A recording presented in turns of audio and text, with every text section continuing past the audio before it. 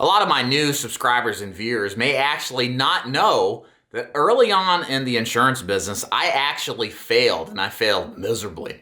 What I'm going to do in this video is give you a quick recap of how I failed the business, along with 3 reasons why I, looking back, think I failed the business to help you avoid a similar ending in your struggle to be successful selling insurance.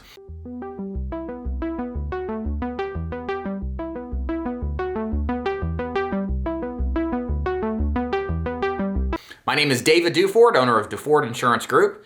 I train and recruit agents nationally to sell final expense Medicare and annuities, both face-to-face and over the phone. So quick recap here. When I was a brand new agent, I did fairly well starting off. This is back in 2011, a long time ago. But by 2012, I started to lose focus, got frustrated with the prospects that I saw, and started to move away from the fundamentals of selling final expense face-to-face at the time.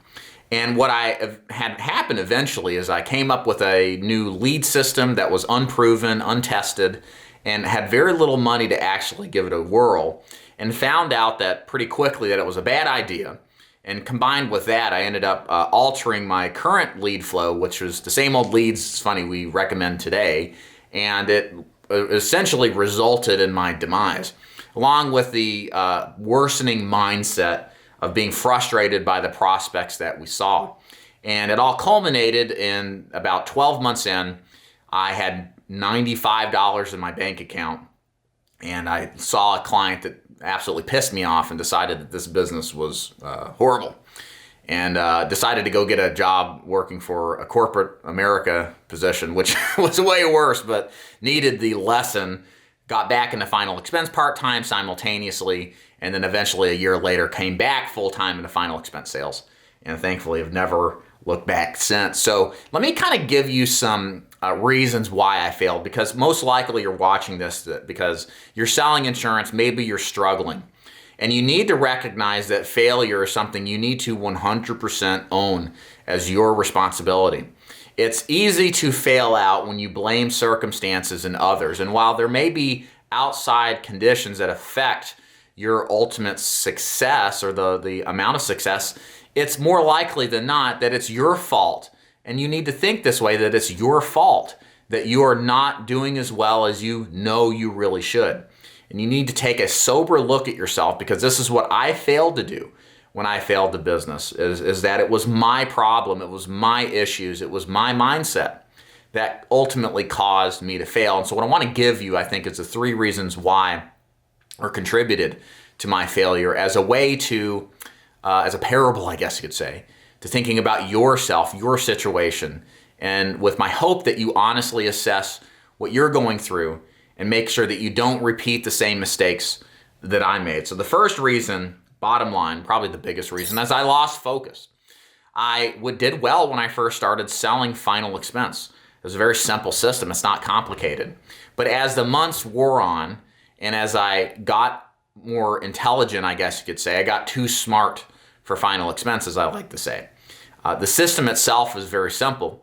You take direct mail or Facebook leads nowadays, that's the most common way, and then you go see people face-to-face, or you do it over the phone.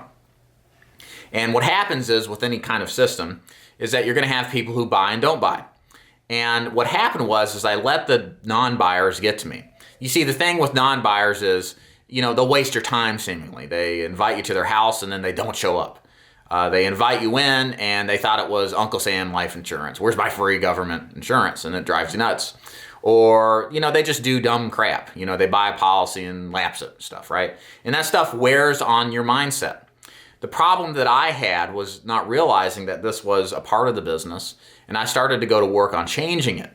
And as I changed it, I got into a high risk zone that I had more ego than I should have, thinking that I could handle the risk when I couldn't financially, and which caused my ultimate demise. So focus is absolutely necessary. You have to keep focus on the realities of the business that you're in. And if you start to lose focus on what works, what consistently delivers results, in this idea that you can do it better, or you can come up with something and not be negatively impacted, or that you can do something different, not think there's any negative impact. You're in for a ride, and a bad one at that. So focus on what works. And this kind of brings me to point number 2, which all this is really kind of related to each other, is you got to accept the good with the bad. You see, you might be thinking your job, if you are not working and you work, but you look at life insurance sales or final expense sales, you might be thinking what you do is horrible for all sorts of reasons. And you might think that the grass is greener on the side and everything's just, rainbows and sunshine. Well, that's not the case. Anybody that has had any success in life will tell you that any business model they do, whether it's insurance, sales, final expense, or otherwise, is there are good things about doing that business and there are bad things about doing that business. And the mature person, where I had lacked the maturity, thinks that they can just do all the good stuff without none of the bad. You see, all the good stuff, doing a job where there's just good stuff, guess what that is?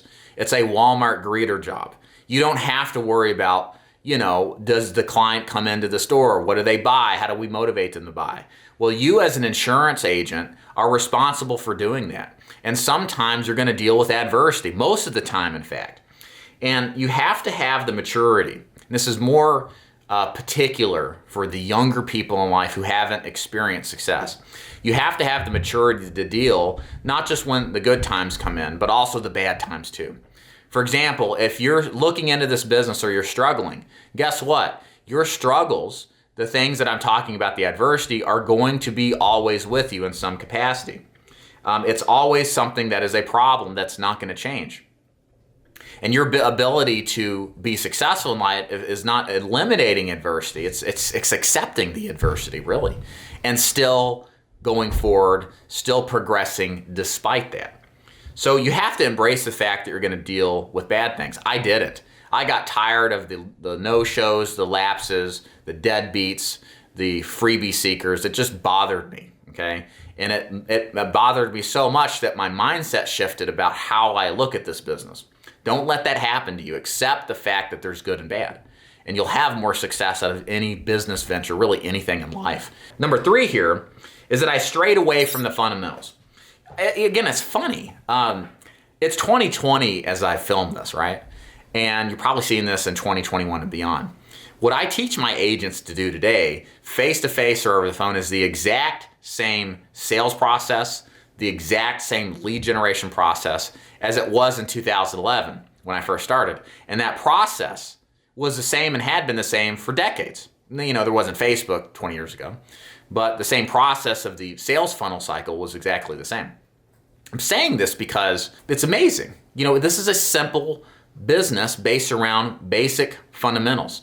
And every time someone fails, they start to deviate away from that. I can see that talking to some of my agents that get frustrated and think that rushing to buy cheap leads is the answer, or changing their business model up as they just start to face something hard in their business is the answer, okay? And that's never the answer. What are the fundamentals of insurance sales success? What are the fundamentals of final expense sales success? First of all, it's buying fresh and exclusive leads. Consistently, weekly, you have to have people to see. The fundamentals of insurance and final expense sales success also include getting in front of prospects. That's your primary directive, your number one goal in life. You've got to see the people and get in front of them. If you don't, you're in trouble. That can be over the phone, selling in a telesales environment, or face-to-face. Doesn't matter to me. And you've got to have a consistent delivery of closing for business all the time on the first call.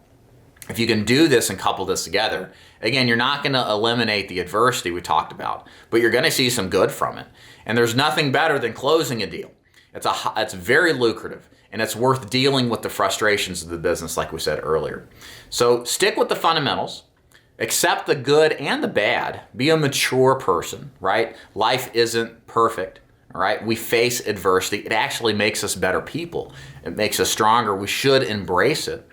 And be focused on what really matters. Ask yourself, what really matters in the insurance sales business? The answer is pretty simple. It's seeing the people. It's selling a policy and repeating that process consistently and keeping your eye on the ball the entire time. I hope this video helps clarify things for you to be successful in selling insurance. It is something that takes a lot of mental fortitude, and failure, you shouldn't let it be an option. There's so many people, guys, that fail this business with a chip on their shoulder right before they're successful. And they're so close to being successful in their learning and understanding of this business, and they give up right before things really start to take off. Don't be that guy. This business, if you stick with it, is way better than ever having to work for another person again. I can tell you firsthand, and I think you know deep down that's true too. If you'd like to learn more about joining my agency, there's a link above and below. You can learn more about what I do there. If you have any thoughts or concerns, feel free to post them below. I personally reply to all or most of all comments. And like and subscribe to this video if you haven't. I want to thank you so much for watching as always, and we'll see you next time.